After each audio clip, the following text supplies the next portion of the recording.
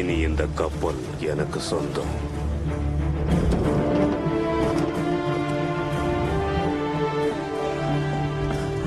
இங்க பாருங்க, இதை நாங்க கீழே கண்டுபிடிச்சோம்.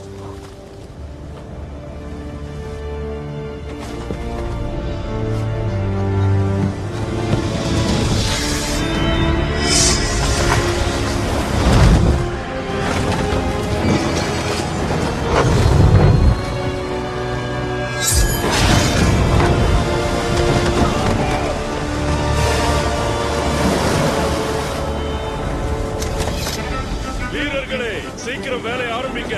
நாம எல்லாரும் இன்னும் கொஞ்ச நேரத்துல நம்ம ஊருக்கு போயாகணும். மகாராஜா எனக்கு நிறைய பொக்கிஷங்களை கொடுத்திருக்காரு. அதனால இந்த கேப்டன் பார்போசாவோட உத்தரவின் பேர்ல நாம டார்டூகாவை நோக்கி பயணம் போக போறோம்.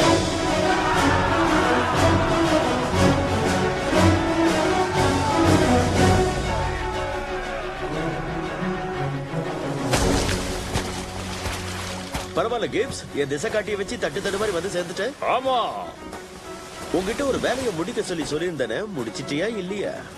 அது மறக்கல. இங்க பாரு,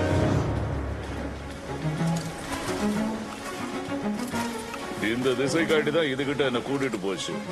பிளாக்பீர்டோட ஆளுங்க இதை பாதுகாத்துட்டு இருந்தாங்களே, அவங்க எல்லாரையும் நம்ம ஆளுங்களா மாத்தி நமக்கு வேலை செய்ய வச்சுட்டேன். ஓ, அது மட்டும் இல்ல, அங்க இருந்த எல்லா கப்பலையும் நான் தூக்கிட்டு வந்துட்டேன். திருடிட்டு பெருமையா?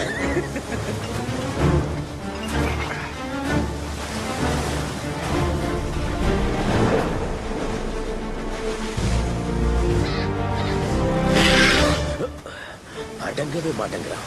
அது கிடக்கட்டும் விடு. இப்ப கப்பல் எப்படி வெளியே எடுக்கிறது?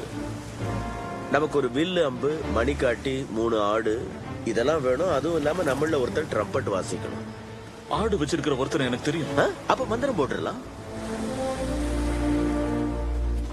ஜாக், எனக்கு ஒரு விஷயம் புரியல. உங்ககிட்ட வெள்ளி கிண்ணங்கள் இருந்தது, கண்ணீர் இருந்தது, எல்லாமே இருந்தது. நீ அதை பயன்படுத்திருக்கலாமே. ரொம்ப நாள் வாழ்ந்திருக்கலாம் இல்லையா? நீரூற்று நம்மள சோதிக்கும் கேப்ஸ். என்னை பொறுத்த வரைக்கும் சாகர நாள் தெரியாம இருக்கிறது நல்லது. அப்படி தெரிஞ்சிட்டா பயந்து பயந்து வாழ்க்கை முழுக்க ஒவ்வொரு நிமிஷமும் நரகமா போயிடும். அதோட என் ஆயுட்காலம் கம்மின்னு யார் சொன்னது? இளமையின் நீரூற்ற கண்டுபிடிச்சதே நான் தானே. எனக்குள்ள இருக்கிற கடற்கொள்ளையனுக்கு ஓய்வுங்கிறதே இல்ல கேப்ஸ். என்ன சொல்ற?